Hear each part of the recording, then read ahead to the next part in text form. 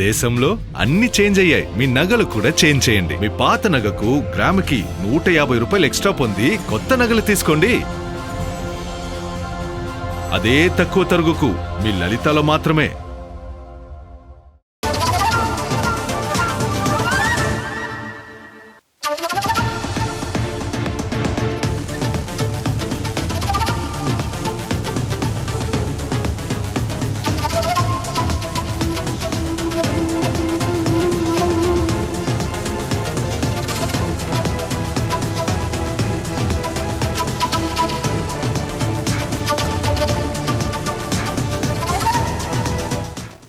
మరొక breaking news చూస్తున్నాం. కాకినాడ జిల్లా తాళ్లరేవు మండలం పోలేకూరు గ్రామ పంచాయతీ పరిధిలో యానం సరిహద్దుకు ఆనుకొని ఉన్న భూమిపై మరోసారి ఉద్రిక్త పరిస్థితులు నెలకొన్నాయి.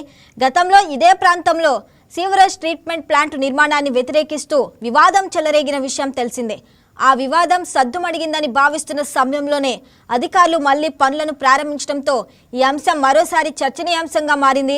యానం పీడబ్ల్యూడీ అధికారులు, పోలీస్ అధికారుల సమక్షంలో ప్రతిపాదన ఎస్టీపీ నిర్మాణానికి సంబంధించిన స్థలాన్ని మట్టితో నింపే పనులు చేపట్టారు.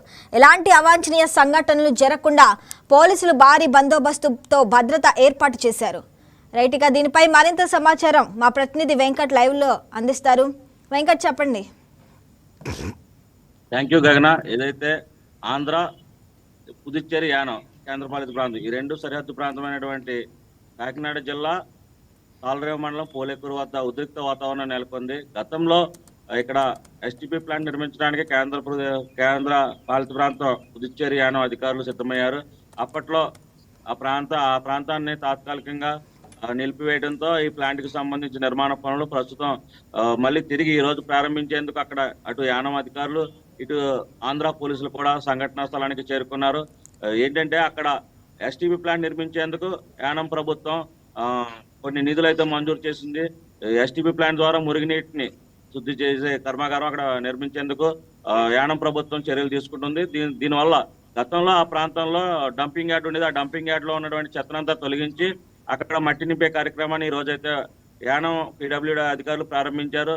ఇటువంటి తరుణంలో ఆ ప్రాంతం యానానికి సంబంధం లేదు, ఆంధ్ర సంబంధం అని చెప్పి ఇక్కడ ఉన్నటువంటి కొంతమంది ప్రజలు పెద్ద ఎత్తున నిరసన తెలపడానికి వచ్చే అవకాశం ఉన్న నేపథ్యంలో అక్కడ పోలీసులు కూడా అప్రమత్తమయ్యారు. అటు యానం పోలీసులు, ఇటు ఆంధ్ర పోలీసులతో అక్కడ సరిహద్దు ప్రాంతంలో యుద్ధ వాతావరణం నెలకొందని చెప్పుకోవచ్చు. ఎటువంటి అవాంఛనీయ సంఘటనలు జరగకుండా ఈ పోలీసు అధికారులు భారీ పోలీసు బందోబస్తు ఏర్పాటు చేసినట్టు అయితే ఉన్నతాధికారులు చెప్తున్నారు. ఏదేమైనప్పటికీ కూడా గతంలో ఈ వివాదానికి సంబంధించి ప్రస్తుతం ఈ అంశం కోర్టులో ఉన్నప్పటికీ కూడా యానం అధికారులు ఈ ప్లాంట్ నిర్మాణానికి చర్యలు చేపట్టారని కూడా ఆంధ్ర ప్రజలైతే వాపోతున్నారు.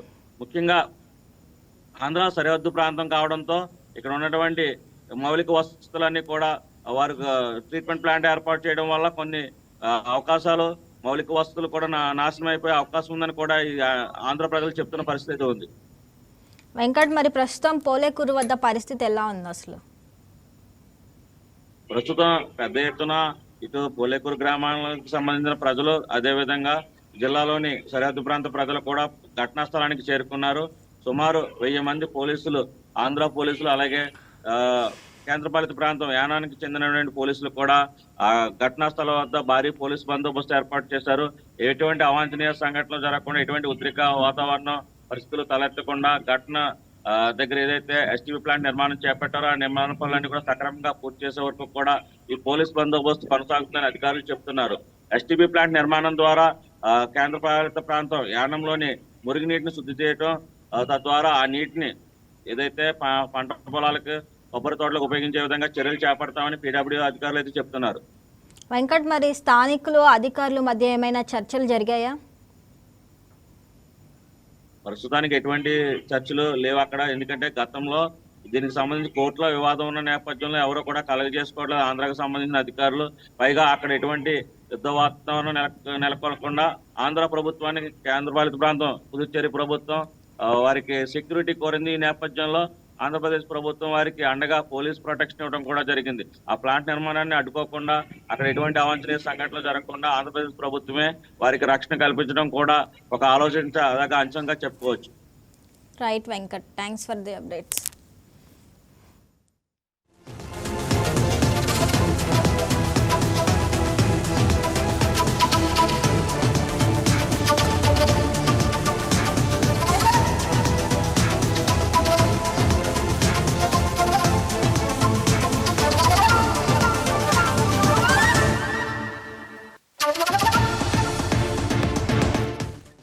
బంగారం బ్యాంకులో ఉంటే అది మీ అప్పు, అదే శివ గోల్డ్ కంపెనీకి తీసుకొస్తే అది మీ పెట్టుబడి. తాకట్లో ఉన్న మీ బంగారాన్ని మేము విడిపించి ఈ రోజు మార్కెట్ ధర కొని స్పాట్ లో మీ నగదు మీకు అందిస్తాం. ప్రతి నెల వడ్డీలు కట్టడం లాభమా లేదా ఇలా చేయడం లాభమా మీరే ఆలోచించుకోండి.